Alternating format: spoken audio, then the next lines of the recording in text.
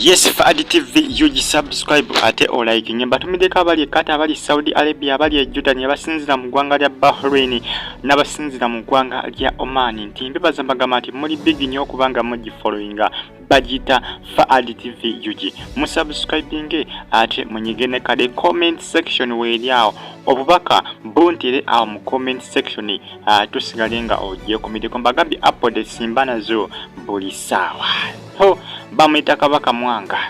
Ennyumba ya Kabaka Mwanga ezzeemu okufuuka ennyumba. Ennyumba ezzeemu okufuuka ennyumba ku mukutu gwa Facebook akosaani social media platforms eziwerako. Waliwo omukutu ogwa Phoenix browser. Eyo yonna bitambula mpola mpola. Jjukira ebbanga eriyise mabega ekifaananyi kitambuzibwanga ku social media ekiraga ennyumba ya Kabaka Mwanga nga balaga nti bagenda kubanga bamuwa ennyumba musajja mukulu ne Kabaka Mwanga. Byatambula mpola mpola ku Facebook mpola mpola. Esitaawo eno waliwo Munnayuganda avuddeyo asinzira mu ggwanga lya Canada. Musajja bana basajja kagamba bamuyite ntya abasajja abasama kamuyita omusama we Canada. Musajja we Canada bamuyita Kawesi Charles. Bamuyita Kawesi Charles ali mu ggwanga lya Canada. Amawulire gano gatambula ku mukutu gwa Phoenix browser.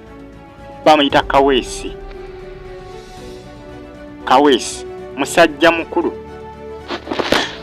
bamuyita Kawesi Charles. Kawesi Charles ali mu ggwanga lya Canada. Be basajja abamu ku basajja abasama abakulamu nga basinziza mu ggwanga lya Canada. Omanyi abamu abasama baba bamanyidde mu ggwanga lya South Africa naye ono bamuyita Kawesi Charles asinzira mu ggwanga erya Canada. Ono agamba nti alaba amawulire agatambulatambula ku social media agalabako nga gatambulatambula agalaga nti Kabaka Mwanga bamuwadde ennyumba. Naye musajja mukulu agamba nze saagala bigambo, saagala mboozi, saagala kudda mu kunyumya. Agamba nti Kabaka Mwanga agenda mugulira ennyumba.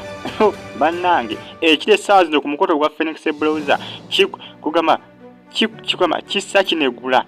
Essaawa zino abaana boogera omugambo, abaana bapolooka omugambo. Kawesi Charles agamba agenda kukola ki?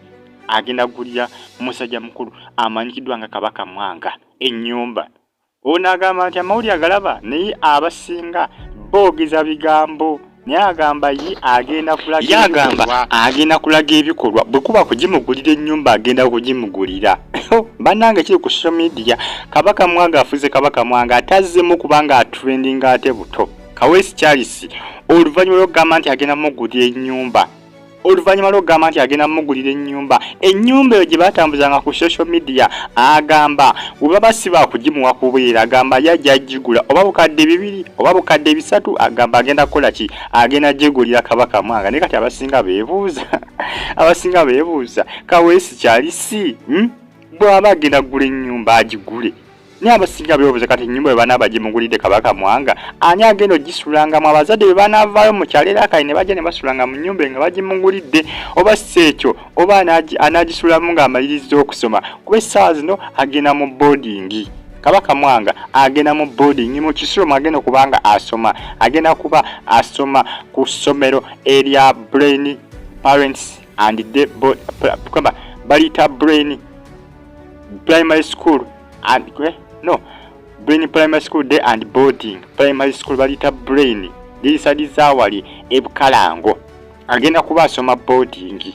Musajja mukulu amanyikiddwa nga Kabaka Mwanga naye ng'ate Kawesi Charles agamba nze omwana ennyumba agenda gimugulira. Oyo omwana ennyumba agenda gimugulira era Bannayuganda bonna mujja kwewuunya nnyo nga ngimugulidde ate nga ndi sure nja kugimugulira. Abasinga bagamba Kawesi Charles tetwagala ate okyamule Bannayuganda ng'ennyumba togenda gigulira mwana. Abasinga bagamba Kawesi Charles omusama we Canada bona wakulira mwana Kabaka Mwanga ennyumba tetwagala okyamule bantu. Ennyumba gimugulire tokoma mu bigambo, lagane ku bikolwa. Agamba agenda kulaga ebikolwa era agamba agenda kukyankalanya.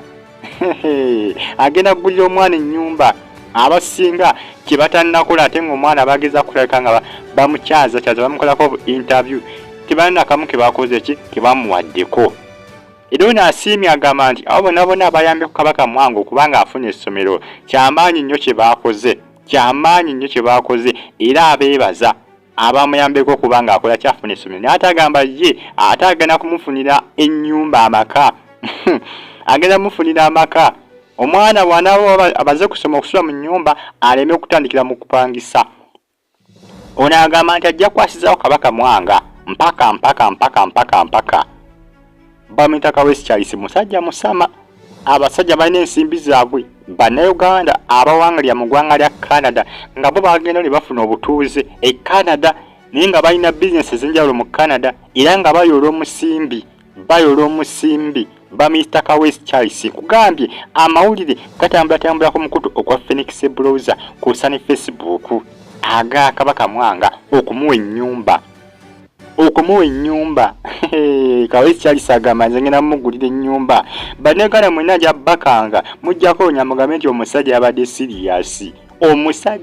siriyasi. Agamba nti mulekerawo okutambuza amawulire ku Facebook ng'omwana temumulaga bikolwa.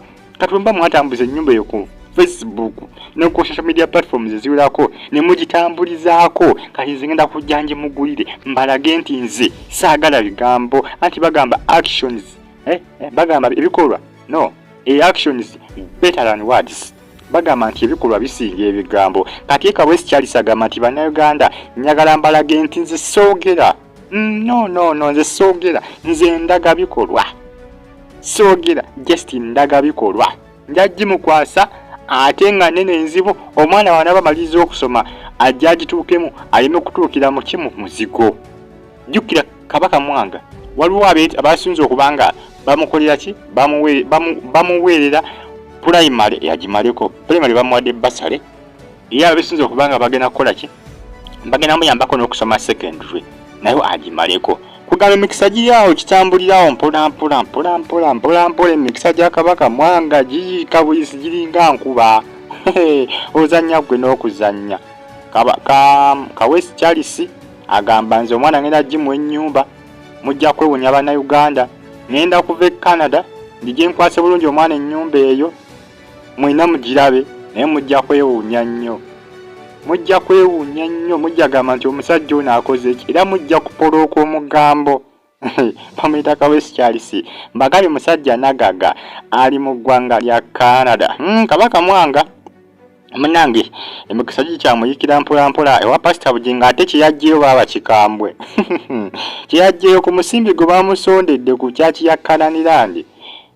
Honorable God Katonda yekka yamanyi Katonda yekka yamanyi kusande Kananirandi ng'omanyi abantu abeera Kananirandi juka ne Pastor Bujinga yamwongerezaako omwana temwetaaga mugeraganya kuba muzeeyi Jemba temwetaaga mugeraganya kuba no simanyanga bamuwunya boys ono mwana ye baba wanjawulo bagita Fadi TV subscribe like no comment ngato sharing esigala ngojja kumedeko updates imbanazo buli kade batumideka bali Canada Saudi Arabia Jordan abasinza mu ggwanga lya SA mwelaba.